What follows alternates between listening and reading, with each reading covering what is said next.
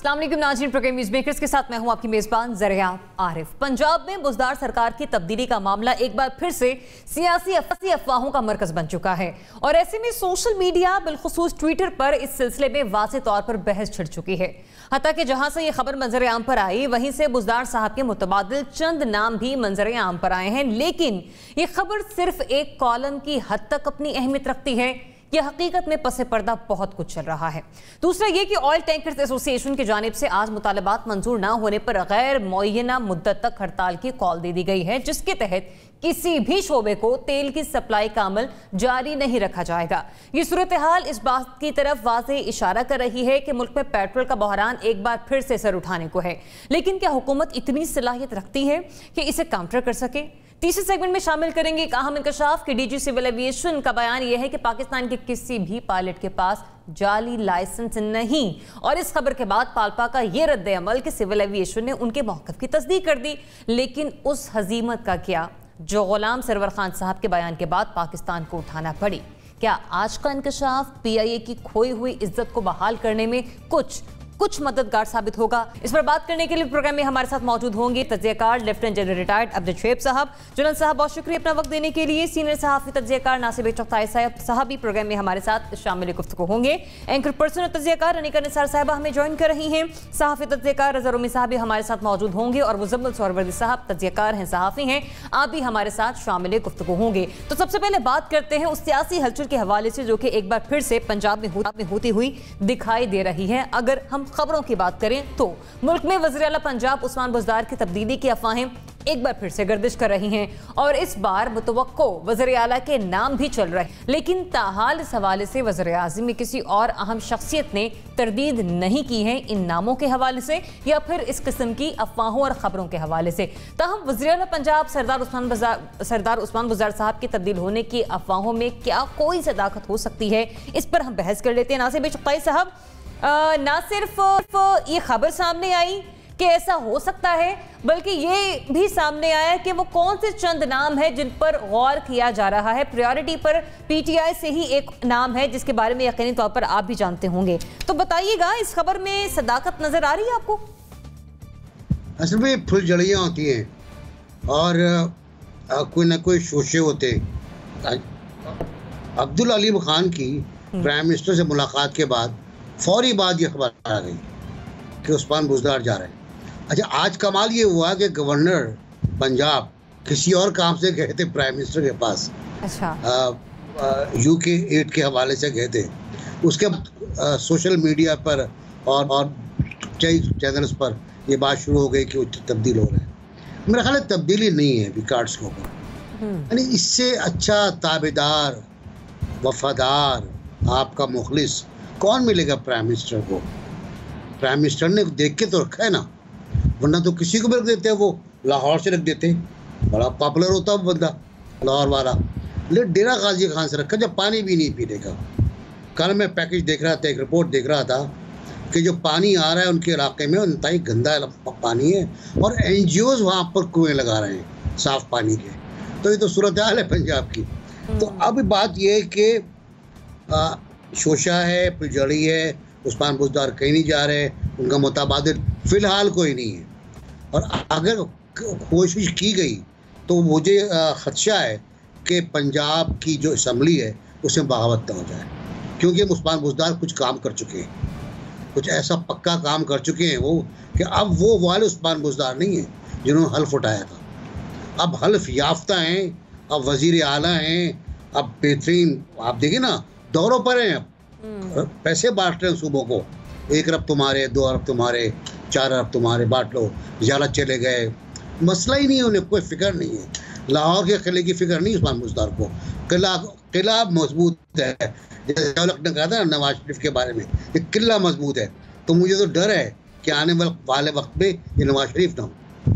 सही, मतलब आप कहने के बुज़दार साहब में भी तब्दीली आई और तब्दीली भी मुस्बत है, तो उस तब्दीली के बाद जाना उनका बनता नहीं है। जनरल साहब, खबर ये भी है कि तब्दीली आएगी तो इस दफ़ा मरकज़ से नहीं सूबे से आएगी और सूबा है पंजाब का, तो है इस खबर में कोई सदाकत? बिस्मिल्लाहिर्रहमानिर्रहीम। देखिए, मुझे तो ये क्या साराई लगती है और इस तरह का जब भी कोई शोशा छोड़ा जाता है तो उससे कुछ लोग जिनके कुछ मकासद वाबस्ता होते हैं वो भी रिएक्शंस देखते हैं, और कुछ वैसे खबरें हमें मिल जाती हैं बातचीत करने के लिए, हमें टॉपिक्स आ जाते हैं। इससे बढ़ के कुछ नहीं। मैं हमेशा सोचता हूं कि उस्मान बुज़दार, वैसे तो वक्त के साथ जैसे जैसे वक्त गुजरता है आदमी का एक्सपीरियंस बढ़ता है तो वो कुछ ना कुछ बेहतर भी हो जाता है, लेकिन एक ऐसा वजीर आजम या ऐसा वजीर आला जो पॉलिटिकल हैवीवेट नहीं है, जिसका फैमिली बैकग्राउंड मजबूत नहीं है या जिसके सपोर्टर्स बहुत ज्यादा नहीं हैं, वो सूट करता है सारों। वो इसलिए कि इस कैबिनेट में वहां पे इनके पॉलिटिकल सेटअप में छोटे छोटे पावर सेंटर्स बने हुए हैं। परवेज इलाही का है, गवर्नर का है, या आप कह लीजिए कि शाह महमूद कुरैशी भी साउथ पंजाब के नुक्ता निगाह से उनका भी है। तो एक कंप्लाइंट किस्म का वजीर आला मिल जाए तो वो सबके काम चलते हैं उससे, क्योंकि ये पावर सेंटर जो है इनका बिल आखिर तो यही होता है कि अपने इलाके में ये मजबूत रहना चाहते हैं, ये चाहते हैं कि इनके काम शाम वहां पे निकलें। और अगर उनको एक ऐसा चीफ मिनिस्टर मिल जाए कि नताइज उसके जिम्मे चले जाएं लेकिन काम इनके होते रहें, तो वो सबको सूट करता है। अगर आप वहां पे कोई पावरफुल चौधरी परवेज इलाही टाइप, जो कि जिसका अपना पॉलिटिकल बैकग्राउंड मजबूत है, जो पॉलिटिकल फैमिली भी है, उनकी रिश्तेदारियां जान पहचान भी बहुत ज्यादा है, तो वो तो मैनिपुलेशन खुद करेंगे सारे सिस्टम की और किसी को नजदीक नहीं आने देंगे, और जो कोई उनसे फायदा उठाना चाहेगा तो शायद वो उनसे उठा भी ना सके। तो इस लिहाज से मेरा ख्याल है कि ये चीफ मिनिस्टर सूट करता है सबको, सबके लिए उसके दिल में जगह भी है, उसके ऑफिस में भी जगह है, और लोग अपने अपने काम निकलवा रहे हैं, इसलिए कोई लगता नहीं कि तबादला हो। दूसरी बात यह है कि जब इसको लगाया गया था तो उस वक्त भी शुरू में यही इशू था कि इसके सामने वो मजबूत नाम है जो दावेदार हैं इस ओहदे के लिए। आप एक को लगा के तो 2-3 और को नाराज कर सकते थे, लिहाजा आपके लिए मुश्किलात जो हमारी सियासत का हिस्सा है कि फौरन वो आपके मुखालिफ कैंप में जाके तो उधर रेशा दबानियां शुरू कर देते हैं। लिहाजा उससे बचने के लिए भी आपने एक ऐसा आदमी लगा दिया जो मुतनाज़ा नहीं और सबके लिए वो एक जैसा ही नरम खू आदमी है, नरम मिजाज आदमी है। तो इस वजह से शुरू में जो हल ढूंढा गया, मेरा ख्याल है उसकी अभी कंटिन्यूटी की जरूरत है, और बजाय इसके कि यहाँ पे एक कोराम मचे कि किसी एक को लगा के तो बाकियों को आप नाराज कर बैठे, ये एक आसान हल है जो कि चलता नजर आता है और मेरा ख्याल है चलता रहे। सही। अनिका, एक ऐसा चीफ मिनिस्टर जो ना किसी के नफ़े में ना किसी के नुकसान में, तभी सूबे का जो मामला है वो बड़ा बेहतरीन तरीके से चल रहा है। तो फिर समझती हैं आप कि कुछ नहीं रखा इस तरह की खबरों में, बुज़दार साहब हैं, चलते रहेंगे? देखिए, उस्मान बुज़दार साहब जब सीएम नहीं बने थे और उनका नाम सामने आने लगा था, 3 नाम थे उस टाइम पर, उन 3 नामों के अंदर से एक उस्मान बुज़दार साहब थे। तो उसी टाइम पर मेरे सोर्सेज ने मुझे बताया था कि उस्मान बुज़दार साहब कोई किसी एक ऐसी जगह से जहां उनकी बेसिकली अप्रूवल होनी है वहां से अप्रूव हो चुके हैं, लेकिन वो जगह नहीं है जहां आप लोग सोच रहे हैं कि शायद वहां से अप्रूवल, बिल्कुल भी नहीं। लेकिन उस्मान बुज़दार साहब को हामी हासिल है। हामी हासिल है एक तो ऑफ कोर्स वज़ीर आज़म साहब की, दूसरा जितने भी, जिस तरह मेरे यहाँ सीनियर्स ने भी बात की कि जो स्पीकर हैं उनकी भी, इसके अलावा गवर्नर के साथ जो भी मामलात होते हैं वो इमरान खान साहब हैंडल करते हैं। वो तमाम चीज़ें देखते हुए उस्मान बुज़दार साहब की बज़ाहिर सीट अभी बिल्कुल भी किसी भी किस्म के जलजले का शिकार होते हुए नजर नहीं आ रही। लेकिन एक बात मैं आपको ज़रूर कहना चाहूँगी कि तमाम साइड्स उस्मान बुज़दार साहब से खुश नहीं हैं। एक ऐसी साइड है जो कि उस्मान बुज़दार साहब से पहले दिन से नाखुश थी, और इमरान खान साहब के बारहा ये कहने की वजह से कि नहीं, at this point in time Usman Buzdar साहब ही वो शख्स हैं जो कि मेरे लिए सही इनिंग्स का जो है वो खेल खेलेंगे, और जिस तरीके से मैं चाह रहा हूँ आउटपुट आए वो आउटपुट देंगे। तो ये बात अजीब सी मुझे इस बार लगी कि ये चहमगोइयाँ चल रही हैं, लेकिन इमरान खान साहब की तरफ से बारहा जो कहा जाता है कि वसीम अकरम प्लस हैं, ये वो शख्स हैं जिनको तब्दील नहीं होना। जितनी बार भी माजी में उस्मान बुज़दार साहब के ऊपर सवाल आया, सबसे पहले इमरान खान साहब ने आके डिफेंड किया। इस बार अब तक कोई डिफेंस सामने आया नहीं है। तो ये मुमकिन है कि उस्मान बुज़दार साहब को या तो पैगाम दिया जा रहा हो कि आप वो कर लें जो आपको कहा जा रहा है, या आप वो कर लें जो कि आपसे एक्सपेक्ट किया जाता है, या फिर यह भी मुमकिन है कि अब उनका सब्स्टिट्यूट देखा जाने लग गया हो? क्योंकि दो ऐसे नाम हैं जो मेरे सामने आए हैं और उनके अंदर से एक ऐसी शख्सियत है जो बहुत असर रसूख रखने वाली हैं और बड़े सही फहरिस्त का हिस्सा है जिसका जिक्र हम यहाँ पे आज प्रोग्राम में कर रहे हैं। एक नाम उसमें से बिल्कुल भी फहरिस्त का हिस्सा नहीं है, वो शायद बहुत सारे लोगों के लिए सरप्राइज होगा और वो ऐसी शख्सियत है जो बहुत ज्यादा असर रसूख, मतलब किसी न किसी हद तक इन खबरों में सदाकत है जिसके हवाले से हम बात कर रहे हैं आज यहाँ पे। मुजम्मिल सोहरवर्दी साहब बताइएगा जरा, कोई सियासी ज़ल्ज़ला बुज़दार साहब की कुर्सी को अपनी लपेट में ले सकता है? कोई सदाकत है इस खबर में? देखें, वज़ीर आला कोई वज़ीर नहीं है कि स्ट्रोक ऑफ पेन से हटाया जा सके। आप किसी वज़ीर को तो स्ट्रोक ऑफ पेन से अपनी कैबिनेट से हटा सकते हैं, लेकिन वज़ीर आला और वज़ीर आज़म को किसी स्ट्रोक ऑफ पेन से नहीं हटाया जा सकता। उसका एक कॉन्स्टिट्यूशनल प्रोसीजर है, या उस्मान बुज़दार इस्तीफ़ा देंगे और नए चीफ मिनिस्टर का इलेक्शन होगा, या उनके खिलाफ नो कॉन्फिडेंस आएगा। तीसरा तो कोई रास्ता है नहीं। अब अगर आप ये फ़र्ज़ कर लें कि उस्मान बुज़दार इस्तीफ़ा दे देंगे, और क्या तहरीक इंसाफ अपना नया वज़ीर आला लाने की पोजीशन में है? बिल्कुल नहीं। अगर उस्मान बुज़दार आज इस्तीफ़ा दे दें वज़ारत आला से, तो वो अगला वज़ीर आला तहरीक इंसाफ का नहीं होगा, क्योंकि पंजाब में पावर बैलेंस काफ लीग के पास है। जो काफ लीग के वोट हैं वो इतने डिसाइसिव हैं कि वो निकलेंगे तो पीटीआई की अक्सरियत चली जाएगी। और आज भी काफ लीग का ये बयान छपा हुआ है कि हमें उस्मान बुज़दार के अलावा कोई सूट नहीं करता। लिहाजा अगर पूरी तहरीक इंसाफ भी उस्मान बुज़दार के ख़िलाफ़ हो जाए, जो कि 2 साल से उनके पावर लॉर्ड्स उस्मान बुज़दार को रोज़ हटाने की कोशिश करते हैं, जैसे कि मेरे दोस्तों ने कहा कि तहरीक इंसाफ के अंदर से ही उनके खिलाफ साजिशें होती हैं, किसी अपोजिशन जमात ने कभी उनके खिलाफ साजिश नहीं की। लेकिन मसला ये है कि वोट कैसे पूरे होंगे। आप देखें, बेनज़ीर भुट्टो ने माजी में मंजूर भट्टू को हटाया था और वो अपना पीपल्स पार्टी का वज़ीर आला मखदूम अल्ताफ़ लाना चाहती थी और नहीं ला सकी थी, फिर सरदार आरिफ नकई आ गए थे। तो लिहाजा पंजाब में ये जब भी ये एक्सरसाइज हुई है कोई फ्रूटफुल नहीं हुई है। वोट इस वक्त तो बजट पर वोट लेना मुमकिन नहीं था, और फिर चौधरियों से वोट लेना जो मरकज़ में नाराज़ बैठे हैं और उन्होंने वज़ीर आज़म के इशाइये के मुकाबले पे इशाइया रखा था। और पंजाब में आप इस वक्त वज़ारत आला का इलेक्शन ले आएँ तो कौन काबू करेगा इस सारी पावर गेम को? कहाँ से लाएगी? अगर उस्मान बुज़दार को आज किसी ने हटाने की कोशिश की तो वो तहरीक इंसाफ के आखिरी वज़ीर आला होंगे। अगला वज़ीर आला तहरीक इंसाफ से नहीं हो सकता, फिर अगला वज़ीर आला काफ लीग से हो सकता है, और हो सकता है चौधरी परवेज़ लाई मुतफ़िका वज़ीर आला हो जाए और नून लीग भी उन्हें सपोर्ट कर दे। तो क्या इमरान खान को ये सूट करेगा कि तहरीक इंसाफ के घर से इक़्तिदार निकल कर एक और जमात के पास चला जाए और वो अपोजिशन की भी हिमायत हासिल कर ले? क्योंकि जितने CBM चौधरी परवेज़ लाई और नून लीग के दरमियान जारी हैं वो भी तो किसी से ढके छुपे नहीं हैं, वो मुलाकातें भी तो सबके सामने हैं। तो लिहाजा मैं समझता हूँ कि उस्मान बुज़दार को हटाने की बात PTI के लिए आज खुद डेथ वारंट से ज़्यादा खतरनाक नहीं है, इसलिए कोई गेम नहीं है। मैं नहीं समझता इमरान खान 22 साल की सियासी जद्दोजहद के बाद इतनी बड़ी कोई सियासी खुदकुशी कर सकते हैं कि वो उस्मान बुज़दार को हटाने के बारे में सोचें भी। अब वो कब आके उस्मान बुज़दार का डिफेंस करेंगे और जिन लोगों ने ये शोशा छोड़ा है उनको कब शटअप कॉल देंगे? माजी में उन्हें कोई 2 दर्जन शटअप कॉल्स मिल चुकी हैं और ये 2 दर्जन के बाद एक और शटअप कॉल कब आके तरदीद करते हैं इस किस्म की अफवाहों की? ठीक है मुझम्मिल साहब, पॉइंट आपका आ गया है। इतनी बार कर चुके हैं, मेरा ख्याल है अब जरूरत ही नहीं है, अब जरूरत नहीं है। इतनी बार वो कह चुके हैं कि मेरा ख्याल है हमें यकीन कर लेना चाहिए। हम हर बार ये क्यों एक्सपेक्ट करते हैं कि वो हर बार ही एक बात दोबारा कहेंगे, तब हम तरदीद होगी तब हम मानेंगे। ठीक है, इसकी जरूरत ही नहीं है, इसकी कोई जरूरत नहीं है। सही रज़ा रूमी साहब, ऐसा ही है वाकई कोई सदाकत नहीं सना की किसी भी खबर में? देखिए, खबर में मुझे तो सही मालूम नहीं है। जो ये अफवाहें हैं जो कि बार बार चलती हैं, अभी तो वज़ीर आज़म साहब के बारे में भी अफवाहें चल रही थी, फिर उन्होंने खुद असेंबली में ऐलान किया कि अगर -1 होगा तो मुल्क को बड़ा नुकसान होगा।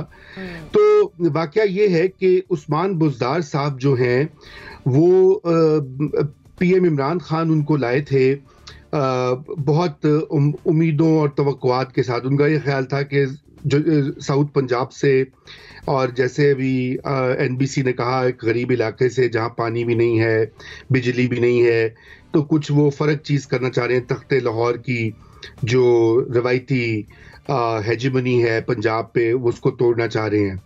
मगर मसला ये हुआ कि बुज़दार साहब ना सिर्फ ना तजुर्बाकार थे और हैं, बल्कि उनकी परफॉर्मेंस जो रही है वो भी, उस पर भी बहुत सवालात उठाए गए हैं, हत्ता कि पीटीआई के अंदर से भी सवालात उठे हैं। बाकी को तो छोड़ी, ऑपोजिशन का तो काम ऑपोजिशन करना होता है, मीडिया का भी काम, लोग कहते हैं कि जी मीडिया बड़ा नेगेटिव है और ये और वो है, तो आप पीटीआई के लोगों से बात कर लें जो पंजाब में हैं या मरकज़ में हैं या कहीं और हैं, वो सब अपनी डिसअपॉइंटमेंट का इजहार करते हैं, क्योंकि पंजाब एक ऐसा सूबा और एक ऐसा खिता है पाकिस्तान की, ना सिर्फ जोग्राफिया में बल्कि सियासत में और कौमी असम्बली में, कि उसके बगैर कोई भी पार्टी और कोई भी इलेक्शन जो है वो जीता नहीं जा सकता।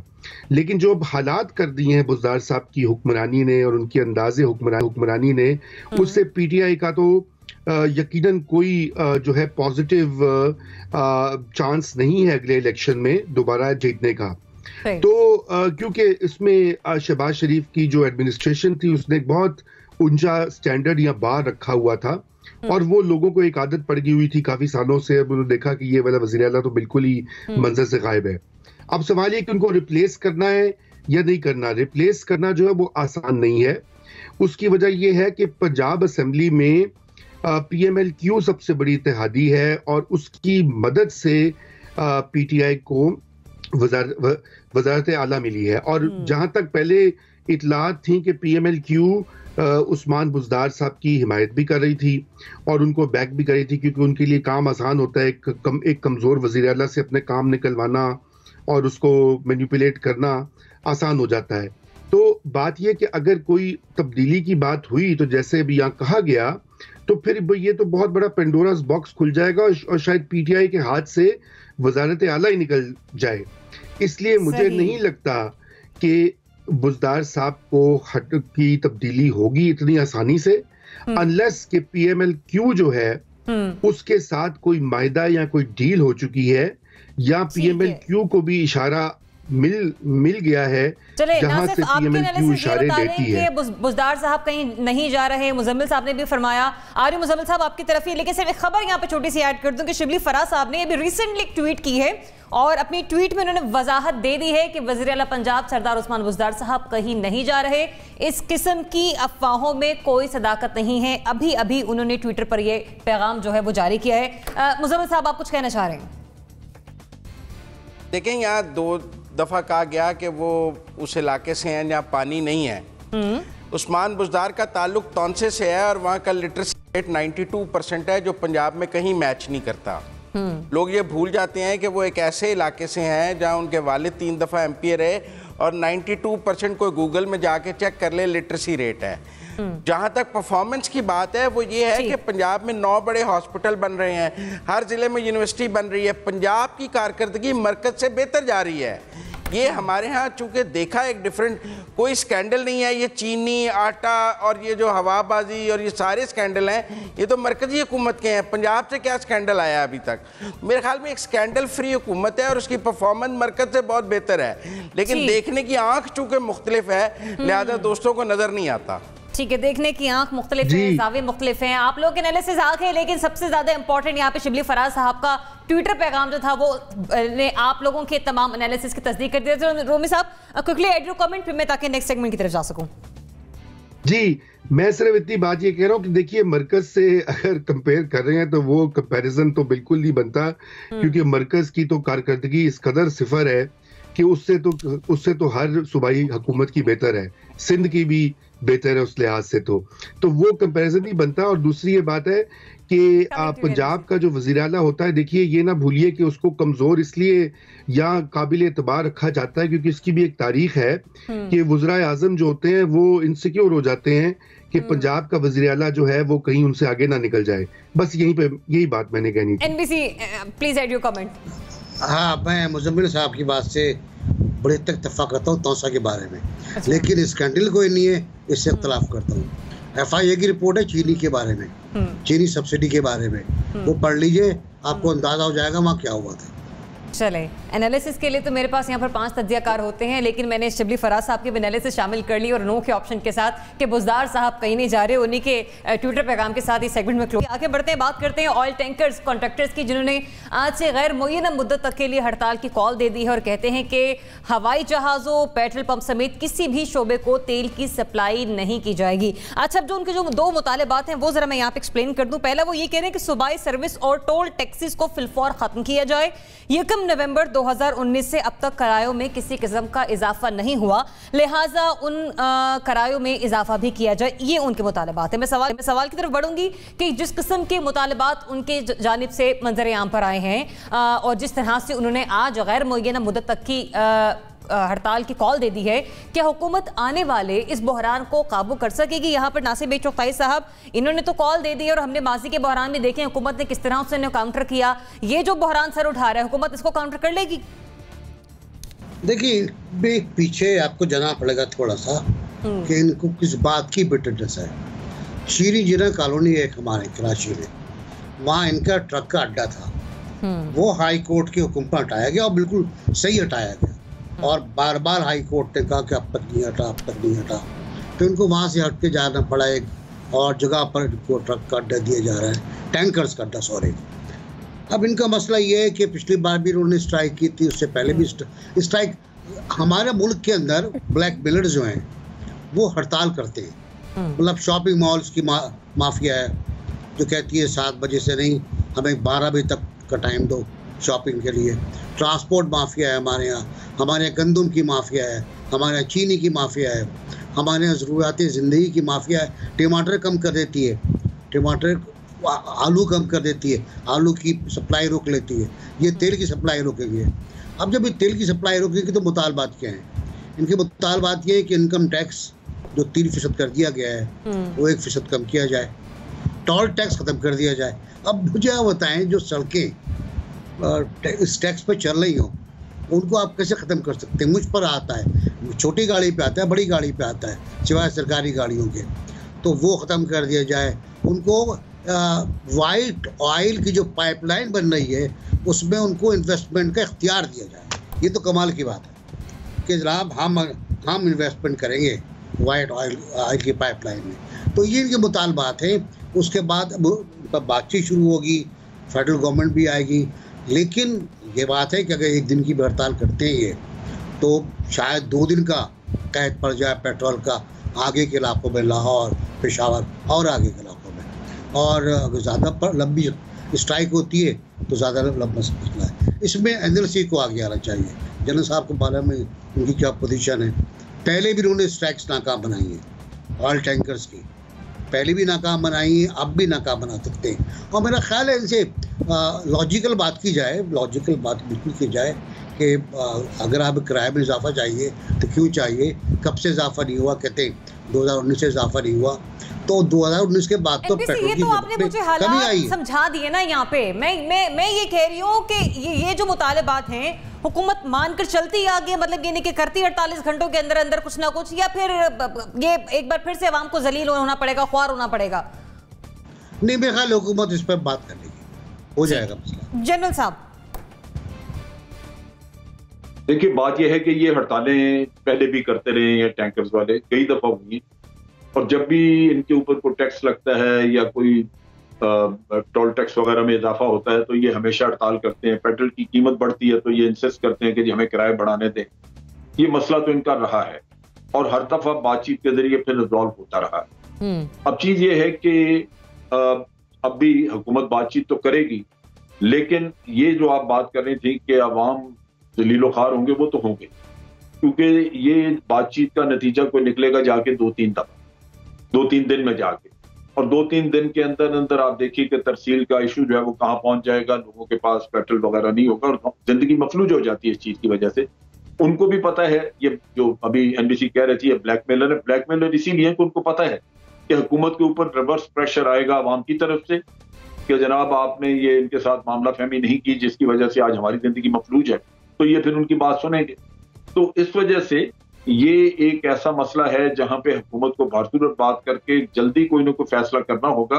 बाद औक़ात होता है कि रीजनिंग में आप ये कहते हैं कि ठीक है आपके जो नुकात हैं हमने नोट कर लिए, इन पे हम दर्दाना गौर होगा, हमें हफ्ता दे दीजिए, आप काम शुरू करें, तो फिर बाद औक़ात जल्दी अगर रीजनेबल हो लोग तो जल्दी मामला शुरू हो जाता है और आप हड़ताल खत्म कर देते हैं। लेकिन अगर ऐसा ना हुआ और उन्होंने कहा नहीं हमने फैसला करना है, तो फिर हुकूमत को मेरा ख्याल है कुछ न कुछ उनको रियायत देनी होगी ताकि लोगों की जिंदगियां जो है मफलूज ना हो। और आपने देखा है कि यहाँ हर तबके ने यही वतीरा इख्तियार किया है और इसी के जरिए बिल आखिर हुकूमत से उन्होंने कंसेशंस निकलवाई हैं और हुकूमत सरेंडर करती रही है हर माफिया के सामने। ये कोई पहला नहीं है।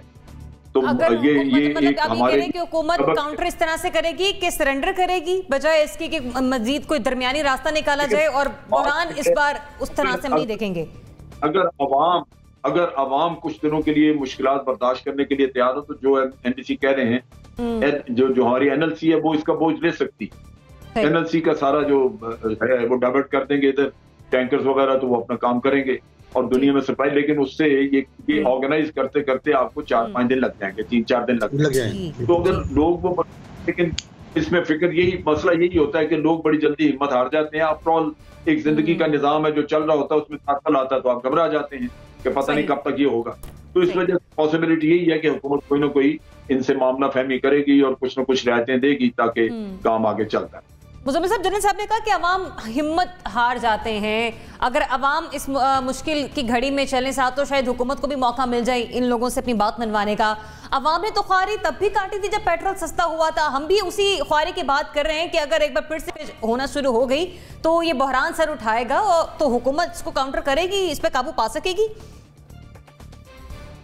लेकिन 2017 में ऑयल टैंकर्स एसोसिएशन ने जो हड़ताल की थी वो इस बुनियाद पर की थी कि उस वक्त चूँकि बहावलपुर में एक ऑयल टैंकर से ऑयल लीक हुआ था और उसके बाद वहाँ काफ़ी लोग झुलस गए थे, आग लग गई थी, तो पुराने टैंकर्स को ऑयल की तरसील से रोक दिया गया था, जिससे कुछ 600 के करीब टैंकर जो हैं वो ऑफ रोड हो गए, तो इन्होंने हड़ताल की थी।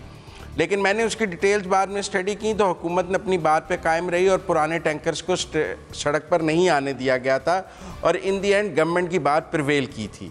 2018 में जो इन्होंने हड़ताल की, उस वक्त उन्होंने ये हड़ताल की कि ये जो बड़ी कंपनियां हैं ये 40,000 50,000 लीटर वाले बड़े बड़े टैंकर्स लिए आई हैं और सड़क पे 30,000 लीटर से बड़ा टैंकर जो है वो चलने की इजाज़त नहीं होनी चाहिए, क्योंकि इनके पास जो ऑयल टैंकर एसोसिएशन है इनके पास छोटे टैंकर्स हैं और ऑयल जो कंपनीज हैं वो अपने पंप्स के लिए बड़े टैंकर्स लिए आई। तो इन्होंने 2018 अक्टूबर में, यह अक्सर अक्टूबर में हड़ताल करते हैं, 17 में भी अक्टूबर में हड़ताल की और 18 में भी अक्टूबर में हड़ताल की, 19 में भी, तो ये अब के जुलाई में कर दी है उन्होंने, वरना इनका एग्जैक्ट सीजन हड़ताल का अक्टूबर है। उस वक्त भी इनकी बात नहीं मानी गई थी। तो ऐसा भी नहीं है कि ये जब हड़ताल की कॉल देते हैं तो गवर्नमेंट पैनिक हो जाती है और इनकी बात मान लेती है। मैंने पिछली 2 हड़तालें जो इनकी स्टडी की हैं, दोनों दफ़ा इनकी बात नहीं मानी गई थी और इन्होंने फिर अपनी स्ट्राइक को कॉल ऑफ भी किया और गवर्नर, पिछली स्ट्राइक तो इनकी गवर्नर सिंध इस्माइल साहब ने कॉल ऑफ करवाई और उसमें इनकी बात भी नहीं मानी गई थी। तो मेरा ख्याल है ये प्रेशर टैक्टिक्स ज़रूर इस्तेमाल करते हैं, लेकिन इन दी एंड जब रिट ऑफ द गवर्नमेंट और स्टेट अपनी रियासत अपना इख्तियार इस्तेमाल करती है तो इतनी भी मैंने इनके सामने सरेंडर होता इस रियासत को पिछली 2 स्ट्राइक्स में नहीं देखा है। ये कोशिश ज़रूर कर रहे हैं पिछले 2-3 सालों से, लेकिन कोई इतने कामयाब होते मुझे नज़र नहीं आ रहे पिछले 2-3 सालों से। जिस बात पर इन्होंने स्ट्राइक की है वो कोई इतनी तस्लीम नहीं की गई इन दी एंड। तो मैं समझता हूँ इस बार भी ये एक इनकी तरफ से कॉल तो ज़रूर है, लेकिन रियासत और जब स्टेट अपनी एक्शन में आएगी और इनसे बात करेगी, क्योंकि इनका भी कारोबार है और ये ऑयल कंपनीज की जिम्मेदारी है तरसील। अब तो उन्होंने अपना भी काफी मतलब आप ये कह रहे हैं कि किसी किस्म का बहरान नहीं आएगा, ये मामला जल्द सॉर्ट आउट हो जाएगा? नहीं, मैं नहीं समझता। रज़ा रूमी साहब, एक बार फिर से अवाम को दरबदर फिरना पड़ेगा पेट्रोल की फराहमी के लिए, या हुकूमत कर लेगी इसे टैकल? देखिए, अगर तो ये बढ़ेगी स्ट्राइक और इसका कोई पुरअमन और जो है हल नहीं निकलेगा, जो कि सारी साइड्स उसमें शामिल होंगी, तो फिर यकीनन इसकी जो तकालीफ हैं अवाम की वो मज़ीद उसमें इजाफा होगा। पहले ही हम देख चुके हैं कि जो किल्लत रही पेट्रोलियम प्रोडक्ट्स की, काफ़ी देर किल्लत भी रही, फिर कीमतों में भी इजाफा हुआ। तो ये सारी मसला ये होता है कि ये इन तमाम चीज़ों का मलबा जो है वो बिलाखिर अवाम पर गिरता है। और इसी वजह से इनकी जो स्ट्राइक है उसकी जो इनके मुतालबात हैं उसको सीरियसली कंसिडर करना चाहिए और ये इस मामले को रिजॉल्व करना चाहिए। देखिए, कोई पहली बार तो कोई हड़ताल नहीं हो रही और ना ही कोई पाकिस्तान कोई अनोखा मुल्क है जहाँ पे टैंकर्स वाले या दीगर लोग जो हैं वो हड़ताल कर रहे हैं। हर जगह ऐसे होता है, लेकिन बात ये होती है कि आपको, जिससे अंग्रेजी में कहा जाता है कॉन्फ्लिक्ट रेजोल्यूशन, या आपको एक तरीकाकार निकालना पड़ता है कि जहाँ पर आप इस मामले को जल्दी से सुलझा दें और रफा दफा कर दें। तो ये भी डिपेंड करता है कि हुकूमत कितनी जल्दी और कितनी रिस्पॉन्सिव है इस मामले पर और इसको कितनी जल्द वो रिजॉल्व करेगी, क्योंकि अगर ये इस तरह लटका रहेगा तो फिर यकीनन पेचीदगियां भी शामिल होगी। बाकी जो जनरल साहब कह रहे हैं, जो अल्टरनेटिव्स मौजूद हैं वो बिल्कुल ठीक है, वो हमेशा होते हैं, गवर्नमेंट के पास होने भी चाहिए, प्लान बी, प्लान सी, लेकिन बुनियादी तौर पर ये जो मामला है इसको इस वक्त फौरी तौर पे एड्रेस करना चाहिए बिला किसी ताखीर के, ऑन प्रायोरिटी बेसिस, क्योंकि आपको पता है कि कितनी अहमियत है तेल की मईशत के लिए भी, लोगों के लिए भी, ट्रांसपोर्ट के लिए, और पूरी की पूरी सोसाइटी जो है वो डिपेंडेंट होती है जिस तरह से आजकल के हमारे माशरे कुछ ऐसे भी नहीं है कि बिल्कुल ही तस्लीम न किए जा सकें, हुकूमत कोई ना कोई बीच का रास्ता निकाल लेगी। अनिका, अवाम तैयार रहे फिर से एक बार ख्वारी के लिए, या हुकूमत कर लेगी इस बार इस बहरान को कब? देखिए, अवाम जो है ना वो मुसलसल तैयार रहे किसी ना किसी बहरान के लिए, ये बात तो हमें तय कर लेनी चाहिए, चाहे वो ये हुकूमत हो या किसी भी हुकूमत के अंदर। बहरान तो हर साल कोई एक तो आना ही आना है, उसके लिए अवाम अपने आप को पहले से तैयार रखे। लेकिन यहाँ ये कि इस बहरान को काबू कर सकेगी हुकूमत या नहीं कर सकेगी, मेरी नज़र में हुकूमत इस बहरान को काबू कर लेगी, लेकिन शायद उतना जल्दी नहीं जिसकी वजह से हम ये बहरान या ये जो किल्लत है उससे बच पाएं, क्योंकि ऑफ कोर्स तमाम के तमाम डिस्कशंस के अंदर वक्त लगेगा, कुछ उनकी बात मानी जाएगी, कुछ हुकूमत की मानी जाएगी। लेकिन मुझे एक बात समझ नहीं आती, हमारे यहाँ जो हड़ताल करता है वो अपनी तरफ से कोशिश कर रहा होता है कि हुकूमत को ब्लैकमेल करे, लेकिन असल में सारा मलबा गिर रहा होता है एक आम आदमी के ऊपर। वो आम आदमी जो कि पेट्रोल या कोई भी पेट्रोलियम मसनूआत इस्तेमाल करेगा, असल मसला तो उसको है। हुकूमत ने तो पहले भी जून के अंदर कितना कुछ कर लिया था जब बहरान पैदा हुआ था, जब पेट्रोलियम प्राइसेस की कीमतें कम हुई थी, उसके बाद फिर 26 तारीख को ज्यादा करनी पड़ी और सारी पेट्रोलियम मसनूआत बड़े आम और बड़े बिला तातुल मिलने लग गई। तो मुझे ये समझ नहीं आती कि हम जापान के हड़ताल के मॉडल के ऊपर क्यों नहीं जाते कि वहां जब किसी ने हड़ताल करनी होती है अपनी फैक्ट्री के अंदर तो वो उससे भी ज्यादा जनरेशन शुरू कर देते हैं कि इतना ज्यादा मार्केट के अंदर चीज फेंक दे कि उसकी कीमत कम हो जाए, तो असल जो नुकसान होगा या तो वो हुकूमत को होगा या फिर वो मैन्युफैक्चरर को होगा। हमारे यहाँ हड़ताल उल्टा की जाती है अवाम दुश्मन, यानी हुकूमत के अगर इक़दामात देखें, अगर वो काबू नहीं पाते तो वो बात भी अवाम दुश्मनी हो जाएगी, अगर कोई हड़ताल करता है वो भी अवाम दुश्मनी। पिस्ता अल्टीमेटली एक आम आदमी है। मुझे तो दोनों अतराफ पे दोनों जीतते हुए नजर आ रहे हैं, अवाम हारती हुई नजर आ रही है। मतलब आप कह रहे हैं कि डेडलॉक बरकरार रहता है हुकूमत के दरमियान और दूसरे फरीक के दरमियान, लेकिन इसमें ख्वारी अवाम को काटना पड़ता है। एमबीसी, आप अपना कमेंट ऐड करना चाह रहे हैं? मैं सिर्फ इतना, मुझे हैरत हो रही है, मुझे अपने इल्म के लिए पूछना है कि क्या हमारे बड़े शहरों में, लाहौर में, पेशावर में, कोयटा में और दूसरे शहरों में स्ट्रेटेजिक रिजर्व्स नहीं है माबा पेट्रोल के? हमने वहाँ पर कोई ज़ख़ीरा नहीं रखा है 1, 2, 3, 4 दिन का जो लोगों को ज़रूरत पूरी कर सके। कराची का बता दूँ मैं आपको, जो कहते हैं कि हमारे पास रिजर्व नहीं था, 1 लाख टन फर्नेस ऑयल का रिजर्व है हमारे पास जो खाली पड़ा हुआ है। और जब कई वालों से पूछा भरा क्यों नहीं आपने, तो उन्होंने कहा इसको भरने के 8 अरब रुपये मिलते हैं, मैं बिल में शामिल कर दूंगा आपके। ये जुमला था उस आदमी का, मोनिस जो साहब हैं CEO, कि 8 अरब लगते हैं इसके ऊपर, मैं आपके बिल में शामिल कर दूंगा। बदमाशी चल रही है यार खुल्ला। तो पहले तो ये तय कर ले हमें अपने रिजर्व बनाने होंगे इस तरह के, पानी के, पेट्रोल के, उन चीज़ों के, वो बना लें यार, ताकि स्ट्राइक से जान छुड़ाएं। चलें, ठीक है। आप ये कह रहे हैं, आप तकरीबन आप सभी ये कह रहे हैं कि उम्मीद इस बात की जा सकती है कि हुकूमत जो है वो काउंटर कर लेगी। कोई इतने भी बहुत महंगे तरीन मुतालबात नहीं हैं जो ऑयल टैंक कॉन्ट्रैक्टर्स की जानिब से मंजर आम पर रखे गए हैं। लेकिन अनिका ने कहा कि सिचुएशन कोई भी हो, डेडलॉक की सूरत हाल अगर बरकरार रहती है या मामला हल होने में कुछ वक्त दरकार होता है, ख्वारी अवाम को काटना पड़ेगी। मुझे बढ़ने एक ब्रेक की तरफ, ब्रेक से वापस आते तो शामिल करते हैं डीजी सिविल एविएशन का बयान, जिसमें वो कह रहे हैं कि पाकिस्तान के किसी पायलट के पास जाली लाइसेंस नहीं है। Stay tuned.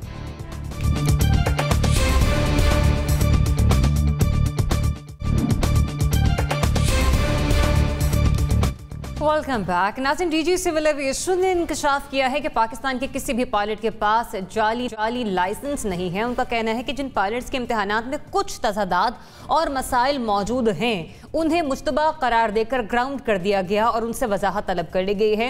ये कुछ छोटी मोटी मिस्टेक जो हैं वो कंप्यूटर सिस्टम की भी उन्होंने इस हवाले से बात की है, जिस पर पाल्पा ने कहा है कि डीजी सिविल एविएशन ने उनके मौक़िफ़ की तस्दीक कर दी है। लिहाजा अब कोई जवाब पैदा नहीं होता कि जो पायलट्स हैं उनके पास जाली लाइसेंसेस मौजूद हैं। लेकिन उस हजीमत का क्या जो कि पाकिस्तान को पिछले चंद हफ्तों से उठाना पड़ रही है गुलाम सरवर खान साहब के बयान के बाद से लेकर अब तक, तो क्या हम कह सकते हैं कि जो आज का इंकशाफ है अब पाकिस्तानी पायलट्स की बिगड़ी हुई साख को बहाल कर सकेगा? जनरल साहब, ये जो आज का इंकशाफ है डीजी सिविल एविएशन की जानिब से, पाकिस्तान की बिगड़ी हुई साख बहाल हो सकेगी इससे? देखिए, ये इंतहाई अफसोसनाक सूरत हाल है और साख बहाल करना इतना आसान नहीं होगा, क्योंकि मुझे लगता है कि इसमें कुछ डिस्प्यूट अभी निकलेगा। उसकी दो बुनियादी वजूहत हैं। एक तरफ तो गुलाम सरवर ये कहेंगे कि जी मुझे फलां ने ये इंफॉर्मेशन मुहैया की, किसी ने लाजमन की, और ये जो इंफॉर्मेशन मुहैया की वो अपने तौर पे अपने केस को फाइट करना चाहेगा कि उसने किस बुनियाद पे की। सिविल एविएशन का बिल्कुल अंदाजा है कि वो अपने आप को बरी जिम्मा करना चाहेंगे कि नहीं जनाब, हमारा सिस्टम तो बड़ा ठीक ठाक है, यहाँ कोई करप्शन नहीं, कोई ऐसा काम नहीं होता, इसलिए हमने तो जो लाइसेंस दिए वो ठीक दिए थे। मेरा ख्याल है कि यहाँ पे एक इंडिपेंडेंट इंक्वायरी की जरूरत होगी जो हकायक तक पहुंचे, क्योंकि ये दोनों पार्टीज जो हैं ये इफेक्टेड पार्टी। अब गुलाम सरवर खान जो हैं वो या उनके साथी जिन्होंने ये लिस्ट तैयार की थी वो इफेक्टेड है, क्योंकि वो अपना स्टांस रखेंगे सामने ताकि उनकी फेस सेविंग हो सके। और सिविल एविएशन कभी नहीं मानेगी कि हमारे यहाँ करप्शन है, वो तो कहेंगे जी हमने ठीक ठाक काम किया। ये तीसरा कोई अदारा या तीसरी चाहिए जो कि बैठ के तो इनकी इंक्वायरी वगैरह करके तो इस चीज को निकाले, क्योंकि इसमें गंद है। ये कोई कहे कि जनाब पीआईए में भर्तियां पॉलिटिकल इंटरफेरेंस की वजह से नहीं हुई तो गलत है। उसमें बहुत पॉलिटिकल इंटरफेरेंस रही है, मेरिट बारहा दफा वायलेट हुआ है, और बहुत सारे और लोग पब्लिकली आके नहीं बात करते। मैंने बात क्लिप्स देखी हैं, वीडियो, जहां पे वो एक्सप्लेन कर रहे हैं कि क्या क्या यहाँ पे होता रहा है। तो अगर ये चीजें मौजूद हैं तो सिविल एविएशन का ये कह देना, सिर्फ इतना कह देना कि ठीक है, वो काफी नहीं। हाँ, ये जरूर हो सकता है कि जो पायलट्स जिनके बारे में चिट्ठी उन्होंने लिखी है ओमान को, वो पायलट क्लियर हों। ये भी हो सकता है कि जो टर्की में या कुवैत वगैरह में पायलट थे वो भी क्लियर हों। लेकिन ये कहना कि सारा काम मेरिट पे होता रहा है, मेरा ख्याल में वो एक मशकूक चीज है। जो डैमेज होना था हमारा हो गया, वो अब उसको फौरी तौर पे नहीं, लेकिन कम से कम सिस्टम को ठीक करने के लिए अभी एक इंक्वायरी कर लेनी चाहिए ताकि आइंदा ऐसी शिकायत यहाँ। रज़ा रोमी साहब, इंटरनेशनल एस्पेक्ट्स क्या है? यूरोप, बरतानिया और इथोपिया परवाजें मुअत्तल की, वियतनाम ने हमारे पायलट्स ग्राउंड कर दिए। तो ये आज का इंकशाफ जो है वो कहीं ना कहीं हमें पॉजिटिव इम्पैक्ट उसका आता हुआ दिखाई देगा इसके बाद? देखिए, पॉजिटिव इम्पैक्ट जो है फिलहाल तो नहीं आएगा, क्योंकि फिलहाल तो जो डैमेज कर दिया है हमारे वजीर साहब के बयानात और उनकी नासमझी और बिना तहकीक पार्लियामेंट में और मीडिया में इस तरह के बयानात दाग देने से अभी तो जो है ये मामला पूरी की पूरी इंटरनेशनल इंक्वायरीज होंगी, तफ्तीश होगी, और जब वो सेटिस्फाई हो जाएंगी बाकी एयरलाइंस और इंटरनेशनल एविएशन की जो हैं बॉडीज, तो फिर ही हमें उसका कुछ फ़ायदा होगा। मगर यहाँ पर ये बात बड़ी अजीबो गरीब है कि इसको तो भूल जाइए, इसमें तो वक्त लगेगा कि जो पाकिस्तान की इस कदर बदनामी हुई इस पूरी चीज़ में, और कमाल की बात है कि CAA जो है वो कुछ और कह रही है और जो वजीर हैं एविएशन के वो कुछ और कह रहे हैं, और उन्होंने क्या आपस में पहले कोई बातचीत नहीं की थी? वजीर साहब ने क्या अपनी स्टेटमेंट देने से पहले उन्होंने कॉल ही कर लिया होता CAA के लोगों को, या उनको बुला के एक मीटिंग ही कर लेते? इसमें कौन सा इतना कोई मसला बनता है? लेकिन इस कदर उजलत होती है पिछली हुकूमतों को रगड़ा देने की और उन पर जो है मलबा डालने की और जिम्मेदारी डालने पर, कि ये भूल जाते हैं कि इस तरह की चीजें बैकफायर कर जाती हैं। अभी मसला ये है कि PTI को अभी तक ये शायद गुमान है कि वो भी ऑपोजिशन में है, वाकया यह है कि वो उनको हुकूमत में आए हुए 2 साल हो चुके हैं और अब जो भी होता है, स्याह सफ़ेद होता है, सही होता है, गलत होता है, उसकी जिम्मेदारी मौजूदा हुकूमत पर ही आती है। ये एक स्टैंडर्ड चीज़ है।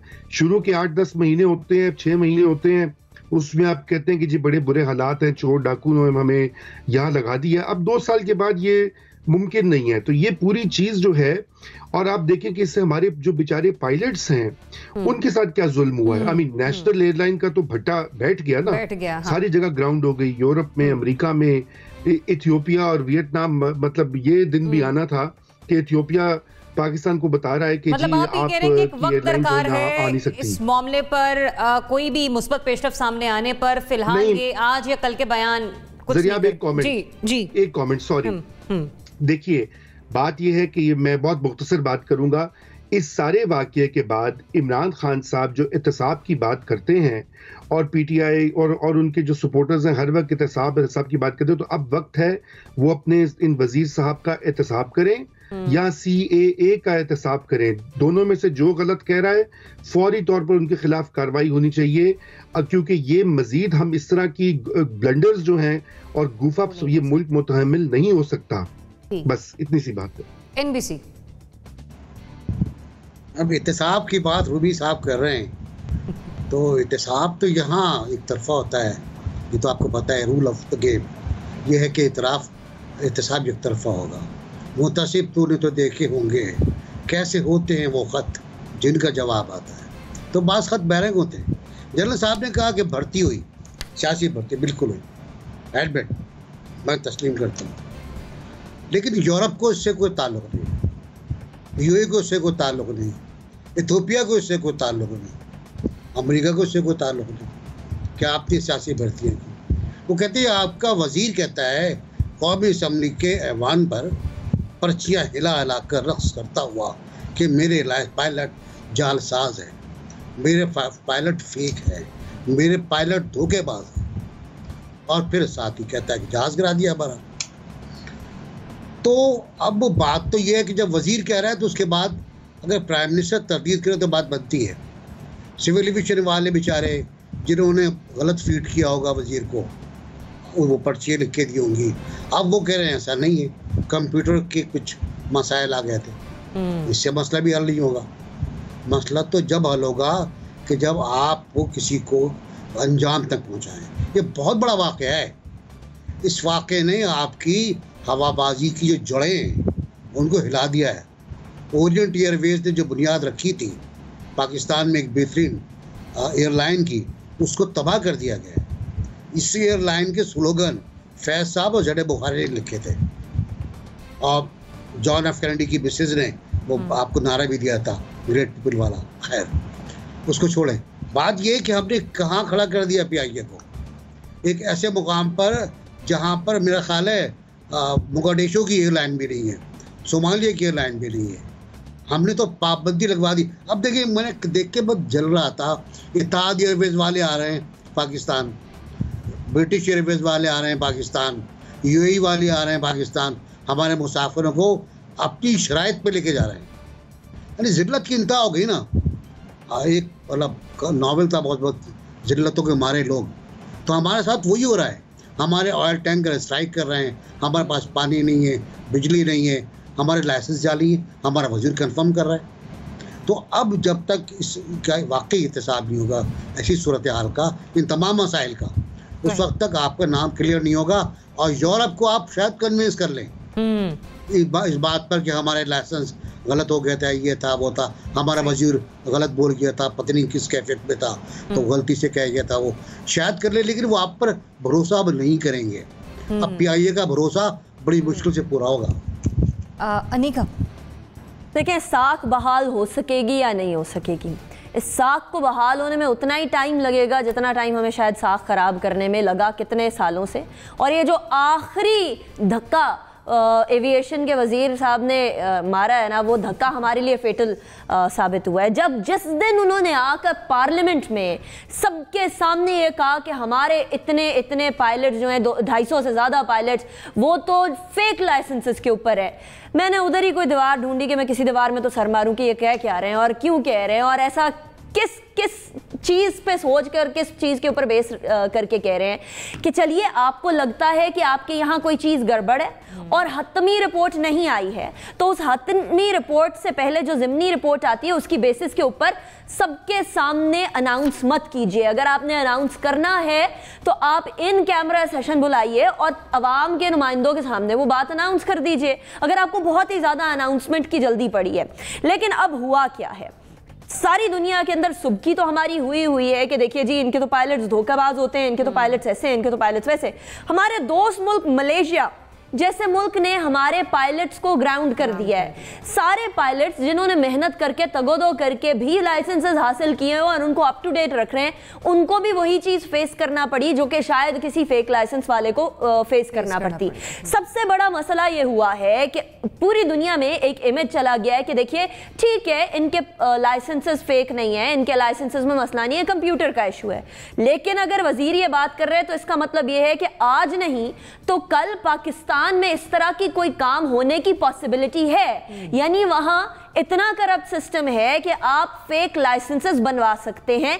इसी बुनियाद पे एक वजीर ने यह बात की है। अब जब ये इमेज चला जाता है तो चाहे आपके पायलट्स के लाइसेंसेस सही हो, आपको आने वाले वक्तों के अंदर इस लैक ऑफ ट्रस्ट को भुगतना पड़ेगा और जगह जगह भुगतना पड़ेगा। और ये याद रखिए इसके नतायज इतने दूररस हैं कि सिर्फ एविएशन इंडस्ट्री नहीं बल्कि पाकिस्तान का कोई भी प्रोफेशनल बाहर जाएगा तो उसके हवाले से सवालात उठेंगे और उसको बहुत ही स्ट्रिंजेंट मेजर से होकर अब गुजरना पड़ेगा बाहर की कोई भी नौकरी करने के लिए। मुजम्मिल साहब, सिर्फ एक इंकशाफ सारे मामले को मुस्बत पहलू की तरफ नहीं ले जा सकता, अभी बहुत कुछ बाकी है। वाकई ऐसा ही? देखिए, मैं समझता हूँ कि मुझे नहीं पता माजी की करप्ट हुकूमतों ने कोई पाकिस्तान को कितना नुकसान पहुँचाया, लेकिन नाहल और नालायक हुकूमत ने उन सबसे ज़्यादा नुकसान पहुँचाया है। आप ये समझें कि इस वक्त जब एविएशन इंडस्ट्री पूरे मुल्क पूरी दुनिया में बहरान का शिकार है और ले ऑफ्स हैं, हमने अपने सारे पायलट्स बेरोज़गार कर दिए हैं और फिर हम कह रहे हैं कि जी PIA में सियासी भर्तियां हुई। भाई PIA के पास तो लाइसेंस जारी करने का इख्तियार ही नहीं है, उसके लिए तो हमारे पास एक अलग रेगुलेटर सिविल एविएशन अथॉरिटी है। हम PIA का गन सिविल एविएशन अथॉरिटी पे कैसे डाल सकते हैं? जब भी हम कहते हैं PIA में बड़ी भर्तियां हुई, लाइसेंस फेक हो गए। भाई लाइसेंस तो सिविल एविएशन ने, दोनों का आपस में क्या ताल्लुक है? सिविल एविएशन तो बाकी एयरलाइंस को भी रेगुलेट करती है जो पाकिस्तान में प्राइवेट चल रही हैं, उसके पास तो हवाई अड्डे मौजूद हैं, लाइसेंस जारी करने का इख्तियार मौजूद है। तो हमने एक PIA का मलबा सिविल एविएशन पर डाल दिया। मैं समझता हूँ कि वो कहते हैं इंक्वायरी होनी चाहिए जनरल साहब, मैं समझता हूँ कि वज़ीर साहब को फ़ौरन गिरफ़्तार कर लेना चाहिए। उन्होंने पाकिस्तान का बहुत नुकसान कर दिया है और वो अभी तक वजारत पर बैठे हैं और वो कहते हैं मुझसे गलती हो गई, मैंने ईवान में माफ़ी मांग ली। मतलब अगर उनका जुर्म काबिल माफ़ी है तो बाकी सबको तो फूलों के हाथ डाल देने चाहिए। फिर तो पाकिस्तान से गद्दारी की कोई सज़ा ही नहीं, पाकिस्तान से नुकसान की कोई सज़ा ही नहीं, मुल्क कौम के नुकसान की कोई सज़ा ही नहीं है। आपने नेशन का प्राइड कहाँ गिरा दिया? तो मैं समझता हूँ अगर कहीं रियासत पाकिस्तान के कोई इदारे मौजूद हैं, कोई यहाँ पर स्टेट मौजूद है और स्टेट का कोई रेट है यहाँ पर, तो मुझे तो नहीं समझ आती वो वज़ीर साहब अभी तक वज़ीर क्यों हैं।